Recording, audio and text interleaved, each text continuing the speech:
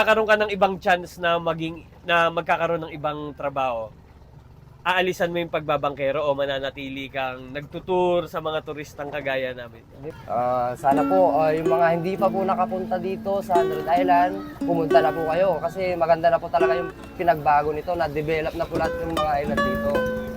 So guys, kasama ko ngayon si Kuya, ano name mo Kuya? Jeric. Kuya Jeric ng Alaminos, Pangasinan.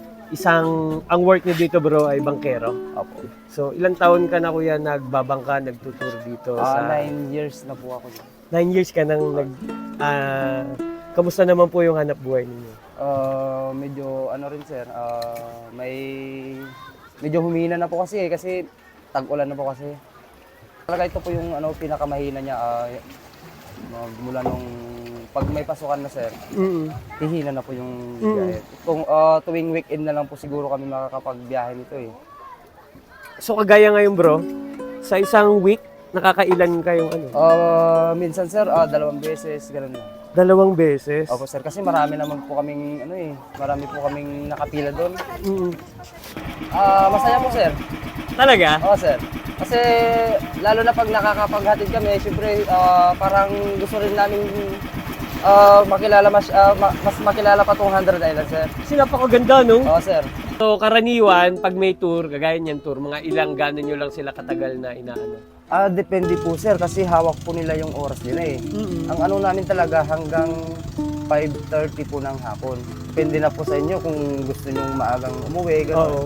Dito kung ano yung gusto ng turista, inyong Oo sir. susundin ninyo. Oo, susundin talaga yon. Biyahe nyo na lang bro sa isang linggo.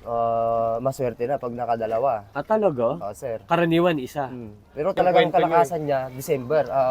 Bare months na naman. Bare months ang Oo sir, December. pag December, ilang biyahe kayo? Sa isang araw sir. Oo. Ay sa isang linggo. Oo. Hindi pa yun sir eh. Mga December 20, gano'n. Pag bakasyon na naman, pag wala ng klase. Kaya lang, Yun bakasyon lang yun, makaapat kayo, ganun. O sir, 4. Gano'n. Pag ganit, okay. Minsan, nadidiretso namin yun ng isang linggo eh. Pag buwan ng December. Kasi, malit lang po kasi kami doon. 27 lang po kami na nakapila doon na medium eh. 27 Pero pag sa kabilang pantalan, doon, umaabot sila ng 300. 300, napakadami Oh, na. yung mga bangkang ganyan sir, doon sa kabilang pantalan yan, yung pinaka main na Ay, pero maganda yung naanuan namin, tahimik. Oh sir, tayo talaga doon. Anong barangay yun bro? Anong barangay kayo yun? Buwad sir, buwad. Barangay Buwad. Buwad. Alaminos. No? Alaminos. Tsaka parang mabilis, maganda yung doon. Yung proseso na sir. Oo, Kasi maganda yung proseso. Aling anuhin lang doon sa amin sir, doon sa pantalan namin doon. Kasi anuhin mo lang ng Mangrove Park. Mangrove Park, i-waste Okay. nila. Oh, Ano bro, no? Mangrove Park. Mangrove Park. 124. Yes, sir. 124. Opo sir. Tapos 123 pag high tide. Nakita namin bro, ang ganda no? Oh, Ang sir. ganda siya. Mabibighani ka yon. Sulit yung biyahe mo. Kami galing pa kasi kami ng Manila Galing pa kami ng Cavite.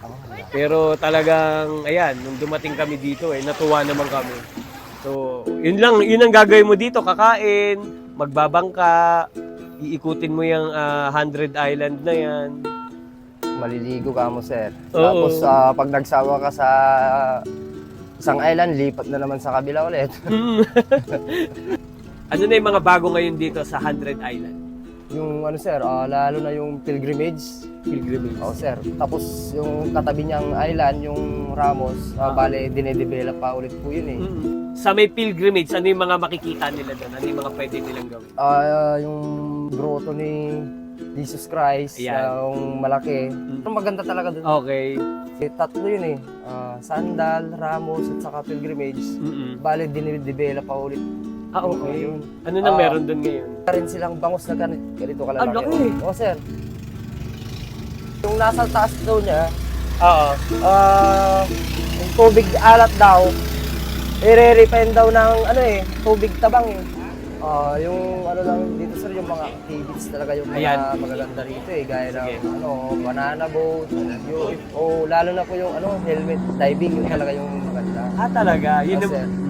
Kasi naglalakad ka dun sa ilalim eh. Tapos dun mo makikita yung mga giant clubs na ganito kalalaki. Ang laki Oh sir, yung mga giant pearl. Giant Pearl. Oh sir.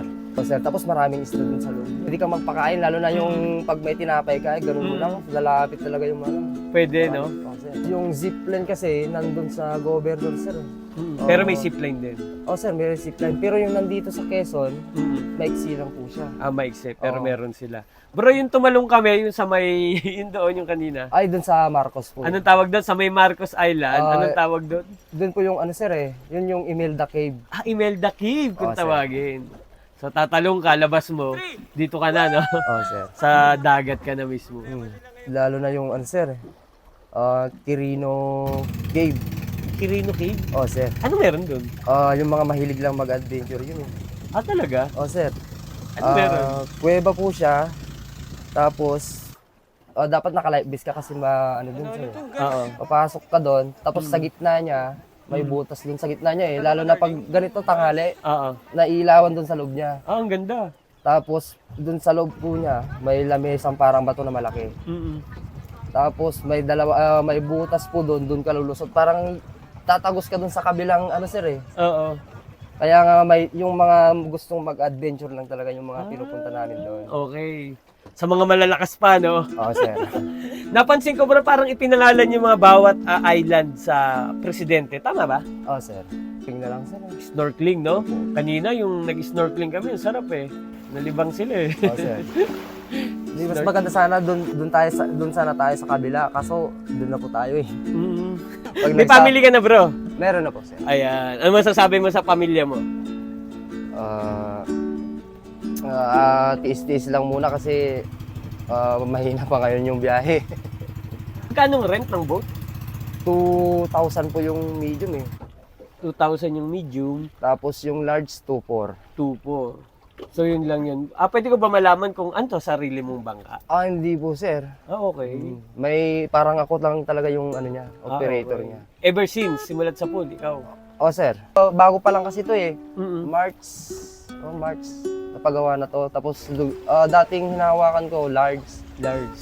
Pero ito yung ano, eh. Ito na yung gusto ko, eh, kasi bago siya. Magkano kita dito pag Pag ano, sir, konti lang mo, sir. konti? Range lang, wag mo na sabihin yung eksakto.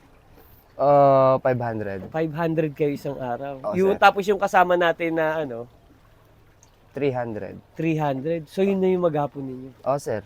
Pero masaya na kayo nun. Masaya ba? Pero hindi ba yung mga turista, no, natutulungan nyo kaming i-explore, no? Itong 100 island na to dito sa Alaminos, Pangasinan, no? Opo. Natutulungan nyo. Tapos tanong ko sa'yo kanina, anong problema? Sabi mo, wala. So bro, no, larawan kayo bro ng ano, kontento na sa buhay. Masarap talaga dito, sir. Kung ako lang okay na ako dito eh. Paggising na naman sa umaga, sir, mag-antay na naman ng mga turista dun sa Pantalan. Doon sa Pantalan. Sir. Tapos minsan, pag wala, Mamimingwit kami, sir. yun na yung pangkain ninyo. Oo, sir. Ganun na rin. Anong skill para matuto ng magbangka? Ay, marami pong proseso, sir. Kasi hindi naman basta-basta maghawak ng monobela rito, lalo na pag maalon, mahirap po. Oo. Nung bata pa ako, 12 years old, Oo. sumasama na ako sa papa ko, eh. Oo. Kaya doon ako natuto. Pinagmamasdan nga namin yung galaw ninyo. Talagang relax na relax lang kayo bro eh. Oo, sir. Lalo na pag, akala nila siguro, lalo na pag maalon. Oo, paano pag maalon? Ay, talagang ano, sir, may diskarte rin doon. May diskarte rin. Oo, sir, lalo na pag malalaki. Pag di mo talaga kabisado yung ano dito, yung ano ng alon, tataob ka talaga doon. Tataob talaga. Oo, Kasi, sir. kasi ngayon bro, tahimik eh. Oo, tahimik, sir. Hindi kasi Diba? pare-parehas yung ano dito, eh. So tatanungin kita bro, kung magkakaroon ka ng ibang chance na magkakaroon ng ibang trabaho, aalisan mo yung pagbabangkero o mananatili kang nagtutur sa mga turistang kagaya namin? Hindi, mas maganda rito, sir. Okay ka na dito? Oo, okay na dito. Oo, walang problema dito, sir, eh. Kung ulam lang ang ano, dyan lang sa gilid, mamingwit ka na lang dyan. Talaga? Oo, sir. So hindi nyo pagpapalit yung buhay nyo dito sa probinsya bro, no? Oo, sir. Maganda talaga magbangkero. Ang daming gustong mag-tour eh. Bago ko malimutan, papaano ka nila makokontak? Yung number ko na lang po, sir. Yan, anong number mo bro?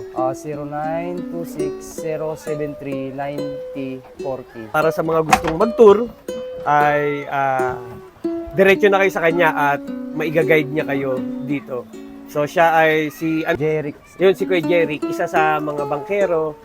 Siya yung isa sa nakuha naming mag-guide sa amin. Kuya Jeric, baka meron kang gustong sabihin sa mga turista dito. Sana po, yung mga hindi pa po nakapunta dito sa 100 Island, pumunta na po kayo kasi maganda na po talaga yung pinagbago nito, na-develop na po lahat ng mga island dito.